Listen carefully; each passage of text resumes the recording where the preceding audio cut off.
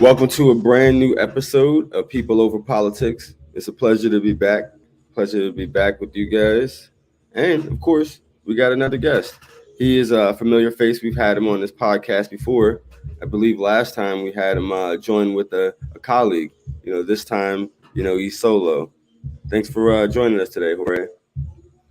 Hey Martin, pleasure being here. Pleasure being back, and to inform the community about this great victory. I think last time I Yeah, was on, we were talking about steps, and now we've actually gotten something done.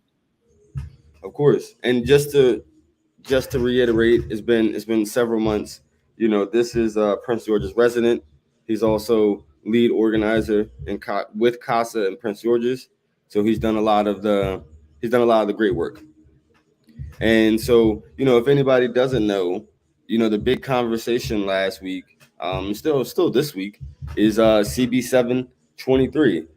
So, Jorge, give the people a rundown what CB 723 is, and what it can do or what it will do for these residents in Prince George's.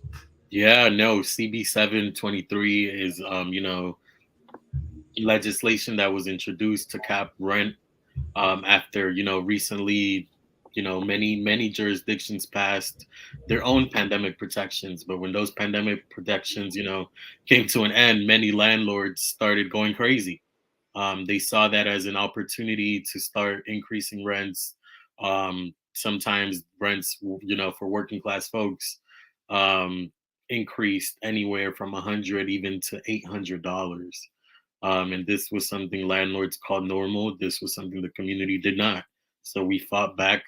CB7 caps rents, like I said, at 3% for a 1 year period, right? While the council works on a permanent solution to help Prince George's County residents. Okay, great. And then, I was at a press conference, right before the hearing. So it was great to see the county executive there, to see that, CB7 23, had the full support of the county executive, and several other council colleagues, of course. Uh, but, the big thing is, of course, there was, from what I was told, there was an alternative bill. How do you feel about the alternative bill? And is it going to go anywhere? Yeah, no, the alternative bill, honestly, it was really bad. It was it was basically what corporate landlords wanted. It was everything they wanted and more, right? I say and more because it came with rental assistance, right? If you heard the opposite side, they that's all they talked about. They talked about rental assistance because um, they didn't want to mention the 20% increase. The rental increase was one thing. Yes, in the moment, it can help anyone out that's struggling. But at the same time, it continues padding the pockets of these already rich landlords. And it makes it even bigger because why? They've already charged, not just the regular rent, but they've added late fees. They've added all sorts of legal fees. They've added, for some folks, right, they've even added month to month fees, which those can be $200, three Those are hundred really dollars. crazy. Well, I mean, I was talking to Mayor Nimhard. She said she has a place in her city where I think it's like 500. You know, No, it's so it's, it's insane, because if families already can't pay their current rent, what makes a landlord think they're going to be able to pay $500 more, $200 more? Um, so this proposal that was proposed, it was proposed initially, right, by three council members. One of them was Calvin Hawkins, one of them was Sidney Harrison, and the other was Mel Franklin. And we know Mel is particularly really, really bad for working class folks. Mel Franklin did not even care to reach out to the community first, right? He was the willing person that proposed this bill because we reached saw out to the corporations, reached out to the corporation, or the corporations reached out to him. They knew who to reach out right. to. It's his other two colleagues left him sinking. Mel was sinking on that boat alone the day of the vote. He was They the had a sole change of heart. They had a change of heart. Exactly. He was the sole vote against, this massive legislation where all his constituents were.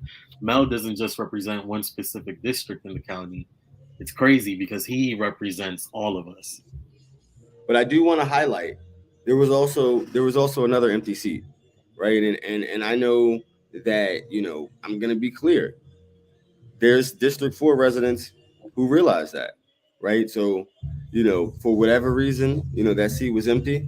I will say there was another empty seat there, right? So, I guess from my understanding, there was District 4 residents that were looking for that support, that counted on that support, and they felt they were promised that support, right? And Right. so, And that's an important point, Martin, because as we're noticing, political shifts in Prince George's County, as a council member, you have to be really careful what you do, right? This was a bill that was heavily supported by the community. So for you not to show up, on that day when your residents who spoke to you before, right, and one of them spoke at the press conference, she mentioned how specifically in District 4, one of the biggest landlords, which is Franklin Park, would raise her rents, $300 a month. That resident was counting on the support of their representative. And it was really, like I said, right now is a time where you have to be really careful if you want to keep a job because Prince Georgians are tired. Prince Georges have had enough, right? And they're looking at who is really there to represent my interest. And that goes to show just by, the political change in the council. We have a majority of a really good progressive group, and that's why it was only three of them that sponsored that awful bill, because they don't have the majority, because they realize it's a small number and Prince Georgians are really paying attention to these elections now. so there's a few things you unpacked there. One, we were looking for D4. There were people who spoke, affected tenants, but as you mentioned, there were also business interests from D4. Or I don't know if you mentioned it, but I do remember Franklin Park had a property manager there from D4, and I believe a lot of what she spoke about was just really bad debt. Like I think that's really what she spoke of, about the bad debt that a lot of the tenants left. But here's a couple things. One, I've been told stories of landlords not accepting emergency rental assistance funds, right? And there's also been stories, or not stories, but I know that there's truths to, like, there's also been assistance for landlords federally, state assistance, county assistance. So they've also received assistance. And then my understanding is a lot of this bad debt you can write off. You can write Mhm. off a lot of this bad debt, especially being in real estate. So it's not a loss forever, put it that way. And as I mentioned, evictions are healthy and alive, because landlords would try to tell you we can't evict. We had a hold and still mentioning things from 2-3 years ago. Like, this is Yep. not 2-3 years ago. Yep. No, and landlords, are claiming that they're hurting. They're claiming they're struggling. Show us your books. Show us where you're financially struggling. Show us, where you had to sell one of your mansions and wherever you're living. Right. Show us what boats you had to sell because you're struggling. I highly, doubt landlords are struggling. And as we know, right, landlords have been quoted saying inflation is the gift that keeps on giving. So right now, is a moment where people are seeing, right, these folks are going to take advantage of us if we don't put a stop. And in Prince George's County, it's absolutely crazy, right? Because we are the county that's usually like just, sighing and like rolling our eyes at our elected officials because they're never doing anything that truly benefits the community. Sure, But this time around, it's Prince George's County that's leading the way. I agree. I agree. And so there's a few things, right? What did it take to get to this place, right? Because we're in a place where we're on cloud nine, we're in euphoria. It's not something that's done permanently, right? But we have stopped the bleed, at least from this perspective, right? And of course, there's many other things we could do, but what did it take to get here, right? It's been a year plus, in the streets. Um, you know, I will say from my perspective, what it took to get here was, it took a lot of organizing, but it also took, um, it took organizing all over, right? So we were organizing all over Prince George's County, all over the state of Maryland, really, right? Like after this whole Prince George's thing popped off in Laurel and Whisper and other places, I found out that there's a Baltimore movement, right? And there's always been a strong Baltimore movement, right? And I learned more of my friends in Montgomery County, and some of the challenges that they face, and some of the same situations that they were looking at, right? And so like that's really what I've seen. I've seen the movement grow. I've seen organizing grow. I've seen tenants become advocates, right? Like and become well known advocates, right? Like I think Kia said in her speech, she became the poster child. Um, and if anybody doesn't know Kia Jefferson, she's a Laurel resident. Was one of the affected tenants who myself and other people had to negotiate on behalf of with a landlord who was just trying to take advantage. 20 to 60% increases, not on new tenants, but renewals. Not on new tenants, but renewals. And renewals who had been there almost up to, 20 something years in some of those locations. So, in your mind, what did it take, to get this win? What did it take to get here? Yeah, no, it took a lot, like you said, it took lots of on the ground organizing. It's not easy, a lot of community members are unaware of what this process is like, of what this advocating process is like. For too many times, tenants have had zero protections. That there's also a mistrust, with government, right? Like when I know a big conversation we had with folks was I looked it up to see if it was okay that my landlord is doing this. I looked up Maryland laws, I looked up Prince George's County, and I can't believe that there was nothing. Basically, saying this, my representatives are allowing landlords to do this.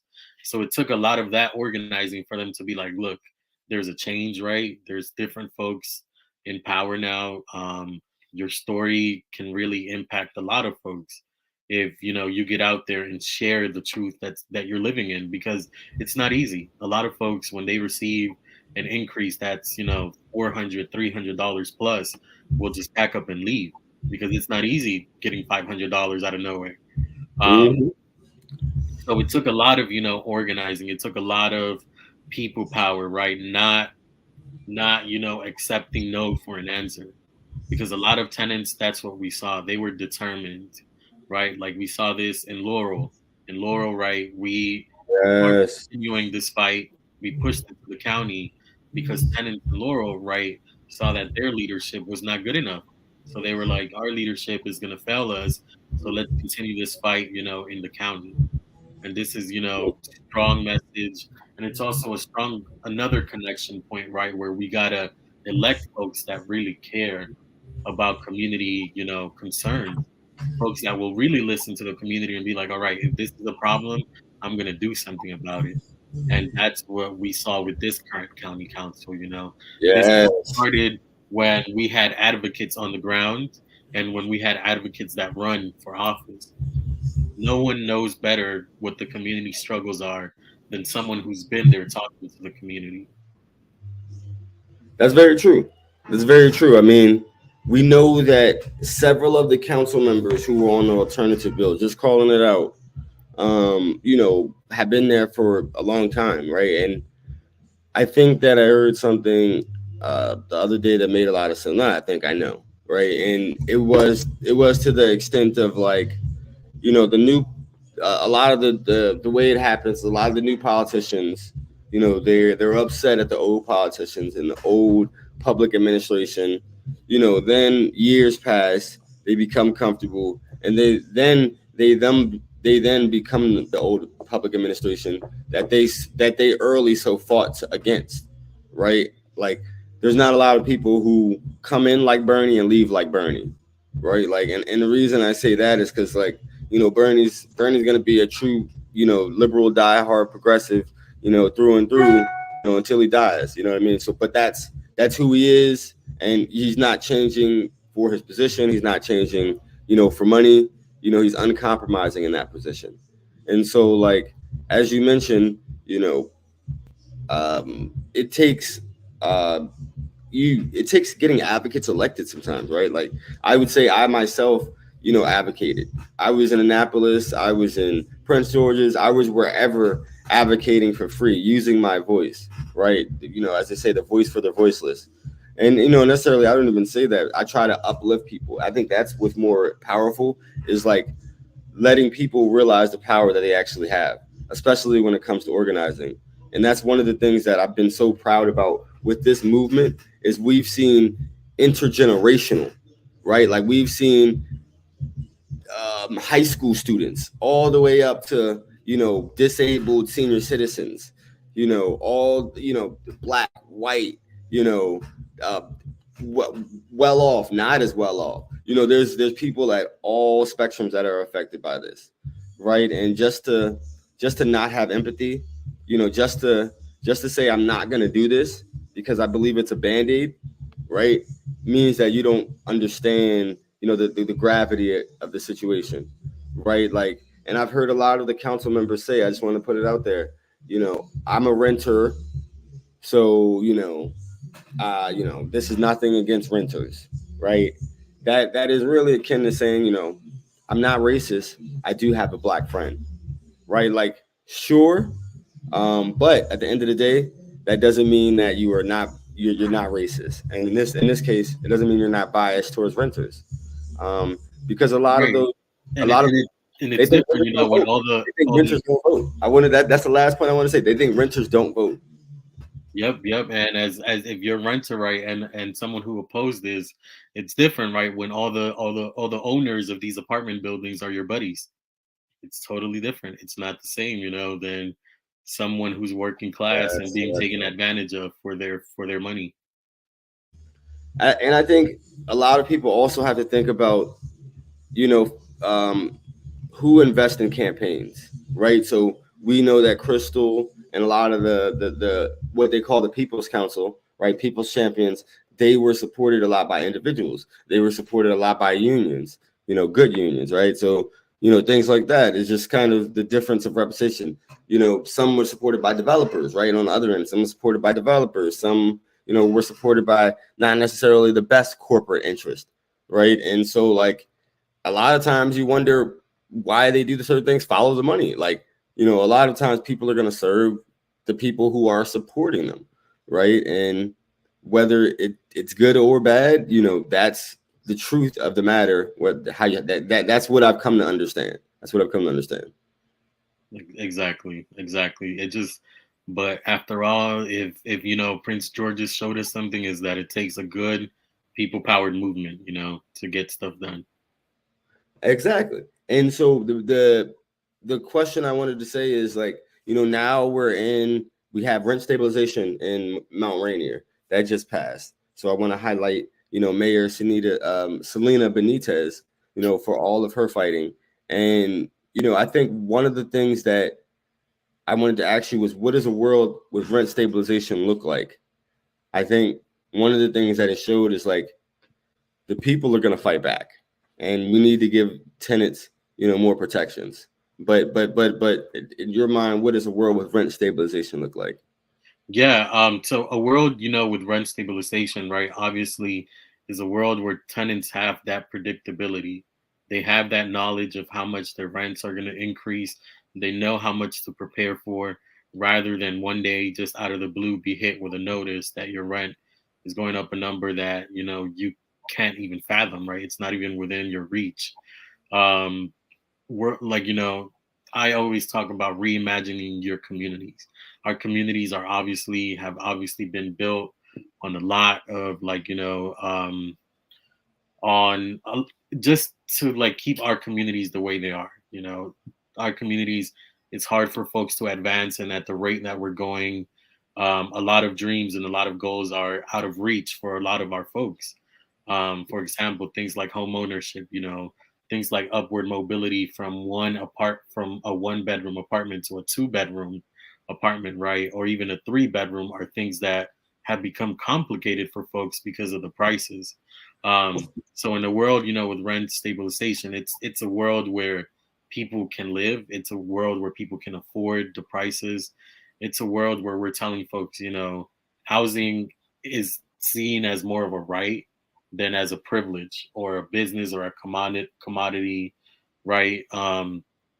Everyone deserves a right to a roof over their head. It's like this old saying: we all deserve that right, because that's where a lot of problems can stem from. Homelessness, or even the threat of homelessness.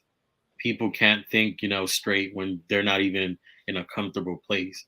So if we want to talk about square one, right, give everyone housing, make sure that everyone has a place to be.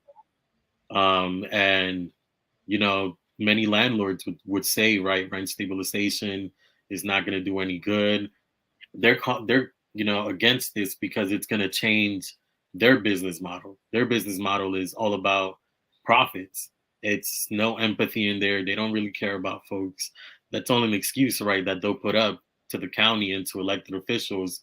Of It's a course. front, right? But realistically, they make deals with these investors. They make deals with lenders. It's basically making a deal with the devil, because then you got to uphold and go to whatever level of greed to make sure you're meeting those goals that those folks set for you. And we're seeing that in Prince George's County with Shrub, right? Shrub Mm. got some really bad buildings in the last 2 years, and now they're expecting tenants to pay for these buildings where they have holes, they're infested, right? They can't meet those deadlines, so now they're upset at tenants. But realistically, they were the ones that bought this property. They should have known, right? So in the world, right, with rent stabilization, even that is something that's prioritized: maintenance and conditions. Because landlords right now, they can increase rents for whatever. They don't have to do any maintenance, they don't have to do anything, and they Mm. can increase rents whatever. Rent stabilization, right? A good piece of rent stabilization would include an exceptions process that then, landlords can be like, look, I fixed their unit. I did some really good maintenance, or I did some capital improvement. So I'm going to increase the rent 10%. That's worth it. And I'm pretty sure any reasonable tenant is going to be like, you know what? You really fixed my building. You did better. I agree. Right. But right now, as is, that's why the community is fighting back, because you're not doing any maintenance. You're not giving me anything. And you're going to increase my rent $200, $300. That's insane. Mm. And so you hit on a bunch of great things. You hit on kind of uh, why a lot of them are really upset, because they don't want to be regulated. They want to be able to take full advantage of the market. We've heard that in their speeches, full advantage of the market. But Crystal Oriata, she highlighted, and a lot of people forget, the market are those people. The market are the renters. You know what I mean? So like we have to stop dehumanizing it, right? Like, and I think that when she brought that into perspective, she brought that in context, because a lot of them, I want to take advantage of the market. You're limiting my advantage for business, and I feel punished, and this, that, and the third. Same things that we heard in Laurel, same things that Mayor Benitez heard in Mount Rainier. Same things we hear in Annapolis. Annapolis is just more corporate interest, and it's more corporate interest, and it's more difficult to get people to Like Annapolis is one of the most difficult places to get people to. I'm not even gonna lie to you. For someone who's never been to Annapolis, right? Like it's in like the center of Maryland. There's not great public transportation to get there. Parking is abysmal. It's just like there's so many issues you could probably think. And then if you go for a hearing, right, you might be there 5, 6 out. Who knows? You might be 5, 6, 7, depending on when your bill is being heard. How many people are testifying before you, right? And so, like, I remember there was somebody at the county building. She wanted to testify, but the hearing was almost 3, 4 hours, so she had to leave to go pick up her kid from the bus stop, right? Because as I mentioned, the landlords, they had their lobbyists. The people don't have lobbyists. They have great organizations like you guys, and they have their elected officials who should serve them. Like myself. But one of the biggest myths that I saw, and it's been unfounded, is rent stabilization. And you know what? Let me be clear. In this hearing, one of the most upsetting things and ever when we're trying to pass rent stabilization is when we hear rent control. Because hear me out, rent control is, when they mention it, it has a negative connotation, right? And a negative connotation in the sense that like it hasn't worked. But if you look at where rent control has been implemented, it's been implemented in cities where the rent was too damn high. So it was an extreme measure for an extreme situation. Rent stabilization, however, is a little bit different, right? And so that's kind of the one of the bigger things. But then after that, they said there's going to be no development. So this is going to cause reverse gentrification. I've almost heard it in those terms. So if you enact this law that prohibits how much we can raise the rent percentage wise annually, there's going to be a lack of development, and you're going to lose available units, and but this has been unfounded in other areas, and that's why I kind of point people to the research. One, I'll say this: the main research that the landlords point to is from the 70s and 80s, right? So that's the first thing to highlight. They're using some of the oldest studies ever, and then some of the studies that the rent stabilization people push are the newer studies from the 2000s, 2018, 15, 16. And one of the studies in particular was done by commissioned by IOBA, right? And they bring that up all the time. And I also brought up, and I love that Mayor Benitez brought up, hey, what role did you guys play in this study? Right. And you saw the landlord lobby, he's tripping up. That was before my time. And all right, come on. So you guys paid for the study, and you paid to get the desired result for the study to prove your erroneous argument. Is that about right? Okay. All right. But so those are some of the biggest myths, is that if you have rent stabilization, people aren't going to develop. But we know that in Tacoma Park, that's not true. They've redeveloped, many places. I think, speaking to the former mayor, now council member, the county and nonprofits have invested millions of dollars in the last few years just in redeveloping a couple hundred units, throughout the city. And I will say that so I don't understand this fear mongering, because that's the biggest myth. If you pass rent stabilization, there's no development.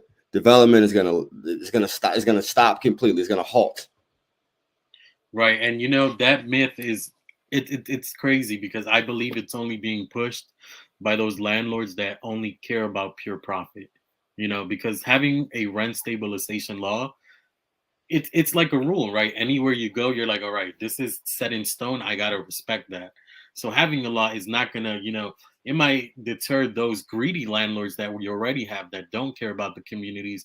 So that's doing us a favor that they leave, right? That's doing the county a favor. If you guys want to pack up and leave, please do so, right? We want the landlords that are gonna respect tenants, that are gonna respect them, and the prices of their rents, right, of their housing, that are not going to take advantage of them and the money they make, right? Because they're going to respect the county's rent stabilization law. It's going to bring in, landlords that respect what's in place in the county. Right now, these landlords are doing everything they can because they, for too many years, they've had no regulations. This whole time, they've been able to do whatever they can.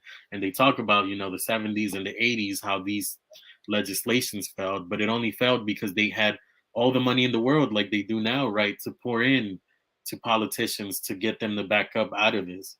And Yeah. imagine if, accessing, even just the hearing in Annapolis is hard now. Imagine how hard it must have been back then, right? Where Yeah. right now a simple Google search can help us. Back then, I don't know how people, would have been able to make their state legislature or even county. So it's failed because, we weren't, a lot of people, for too long, we've been separated from each other. We've, been so forced under this capitalist system that we have to do whatever we can to survive. And sometimes we don't even, get to know our neighbors because we're so busy working that whenever we are free, it's physical exhaustion. You want to rest. It's your day off. You want to stay home. Um, but I think, landlords are seeing a different side. Tenants are fed up. Tenants have had enough, and They're not going to allow them, to come to Prince George's County and just take advantage of them, just like that. Yes, yes, Jorge. And so I wanted to get you out of here. We've done great things in Prince George's County. We're going to continue to do great things in Prince George's County. Montgomery County is coming up next week, right? So Montgomery County is a big thing, and I just wanted to bring up one point. There's alternative bills in Montgomery County. Surprise, surprise, right? And so stay vigilant, people. I will tell you personally, I support the Home Act, which is a bill put forth by Councilmember Will Jawando, Councilmember Kristen Mink, and the county executive of Montgomery County, right? So, I will say that I'm supporting, the People's Bill. The People's Bill, they can still make business, right? They can still make money, but the people can still live, right? Like, anything over 4-5% is extreme, like is extreme. So, let's just be clear that there's two alternative bills. And, I'm surprised about the sponsor of the alternative bill because, I was under the impression that, she was a lot more progressive, right? And, so we'll see how it shapes out. We'll see how it shapes out. We mentioned that, Martin, right? When folks get into office, they're able to have private meetings. They're able to have, outreach to certain folks that regular community members don't. And, if the landlord lobbyists have money to influence here in Prince George's County, imagine what they can do in other jurisdictions. You're right. You're right. And, I just wanted to let you, highlight anything you wanted to. Of course, take a few minutes. Are there any important bills coming up? Yeah, the topic of housing, we're trying to, really make sure tenants have much needed protections. And obviously, rent stabilization is one of them, but rent stabilization is not the only one, right? We are in Annapolis fighting for just cause tenant protections, making sure that, tenants are not being evicted without a cause, without a reason, right? Because right now, sometimes, you've been good on your payments, you've been up to date maybe 10, 15 years. A landlord comes in, buys the building, and it's like, whoa, their rent is, really low. But I don't think they're going to be able to pay $500, $600 that I'm going to increase. So instead, I'm just going to evict them. That is an eviction without a just cause. So we are trying to make sure that those evictions end, right? And we want to make sure that our goal is to keep as many people housed. We don't want to fuel the ongoing crisis, right, that's going on. We want to make sure it's stopped. And this is the way we get it done. We pass legislation first, and then we can continue building more units. We don't just want to build more units and let people go crazy with them. We want to make sure there's regulations in place. And I wanted to highlight, we can build more units, but let's build more public housing and deeply affordable units, because a lot of times this affordable housing truly isn't that affordable to the people in which we intend to be able to afford it, right? And that's just so on and so forth. And also watch out for the Tenant Safety Act.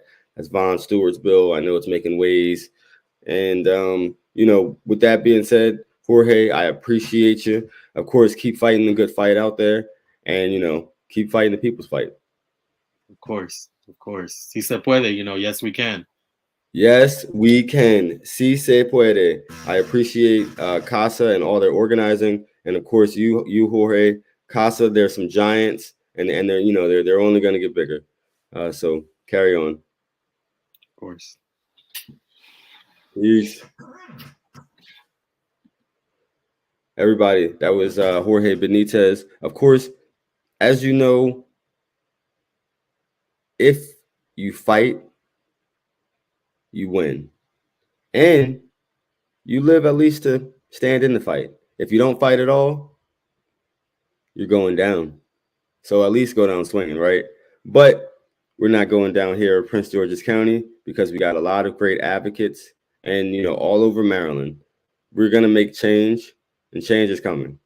And as you see, we are going to be unapologetic with our advocacy. See you on the next episode.